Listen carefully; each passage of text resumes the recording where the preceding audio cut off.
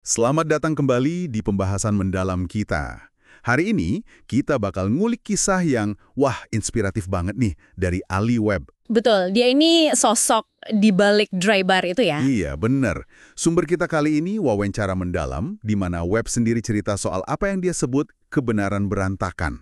Kebenaran berantakan di balik bisnisnya yang nilainya berapa tadi? $255 juta ya? Ngeri banget. Gede banget. Nah, misi kita di sini, khusus buat Anda, itu ngebongkar wawasan penting soal kewirausahaan, terus intuisi, gimana hadapin badai hidup lah ya, dan pelajaran berharga dari perjalanannya. Oke, menarik nih. Siap ya? Yuk. Kita bedah bareng-bareng. Kita mulai dari istilah dia tadi, kebenaran berantakan kewirausahaan. Kontras banget ya, kesannya kan sukses besar, 255 juta itu tadi. Tapi dia sendiri ngaku, ngerasa kayak underdog. Bukan tipe pengusaha yang, gimana ya, yang dibayangin orang gitu. Apalagi dia nggak kuliah. Nah, justru ini yang penting. Kisah kayak gini tuh, ngasih perspektif lain. Banyak loh orang yang mungkin pengen usaha tapi minder duluan. Minder kenapa tuh? Ya karena ngerasa, saya nggak punya latar belakang ideal atau saya nggak lulusan top, gitu kan. Cerita Webb ini nunjukin kalau jalan sukses tuh, ya nggak cuma satu. Nggak harus lurus kayak jalan tol. Nggak harus linear ya. Bener banget. Dan asal-muasal dry bar itu sendiri, sederhana banget loh. Gimana tuh awalnya? Dia mulai dari bisnis mobile blowout. Jadi dia datang ke rumah-rumah klien buat nata rambut. Tujuannya simpel aja waktu itu. Biar bisa keluar rumah sebentar dari rutinitas ibu rumah tangga. Oh, jadi bukan langsung mikir, wah ini bakal jadi bisnis ratusan juta dolar gitu ya? Bukan sama sekali. Makanya ini nunjukin kekuatan baby steps. Langkah kecil gitu. Nah, ada satu hal di sini yang menurut saya, ini menarik banget buat kita lihat lebih dalam. Apa tuh?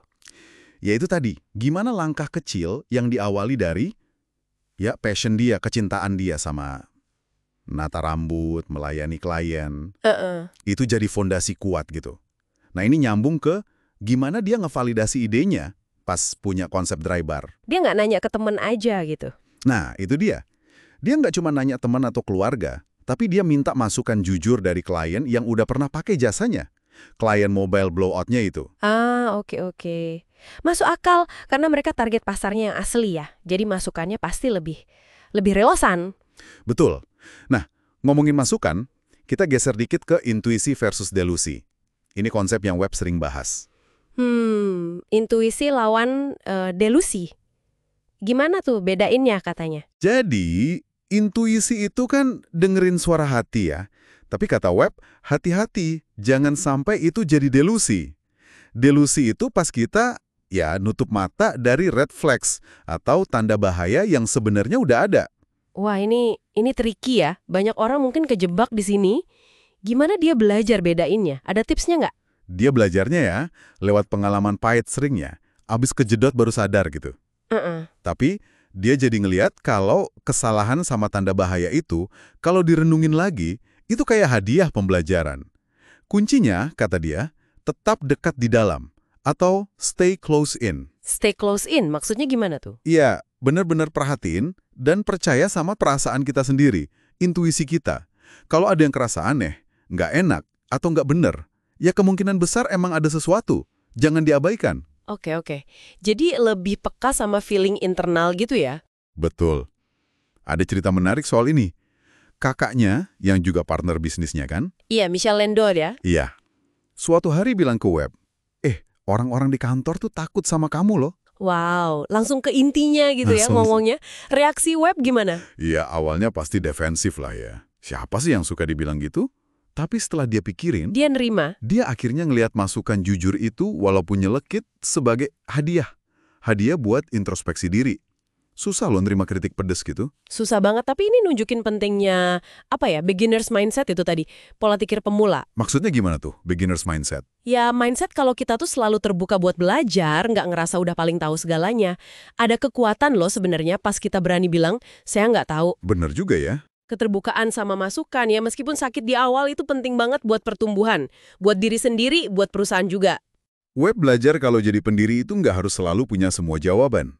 Tapi ya itu, di balik sukses gede dry bar ada harga yang harus dibayar web secara personal. Dia cerita belak-belakan soal perjuangannya nyeimbangin bisnis sama hidup pribadi. Termasuk soal perceraiannya ya. 2 kali malah kalau nggak salah. Iya, 2 kali cerai, terus juga masalah putranya yang sempat kecanduan narkoba. Ini sisi berontakan yang sering nggak kelihatan dari luar kan? Ini dilema klasik sih sebenarnya. Banyak orang sukses banget karirnya, tapi gimana ya? Hubungan pribadinya berantakan. Pertanyaannya kan, bisa nggak sih punya dua-duanya? Sukses materi dan hubungan bahagia? Nah, Webb sendiri ngaku jujur dia belum nemu tuh formulanya. Dia sering ngerasa kehilangan dirinya. Kadang tenggelam di kerjaan, kadang tenggelam di hubungan. Susah emang nyari balance itu ya. Dia bahkan cerita soal rasa malunya pas cerai kedua kali. Tapi akhirnya dia bisa nerima kalau ya emang nggak mungkin sempurna di semua area hidup. Dia pernah bilang, bisa nggak sih saya jatuh cinta sama orang lain sekaligus sama diri saya sendiri dan apa yang saya kerjain? Saya belum bisa mecahin itu. Jujur banget ya pengakuannya. Jujur banget dan pelajaran dari keterus-terangannya ini wah dalam banget.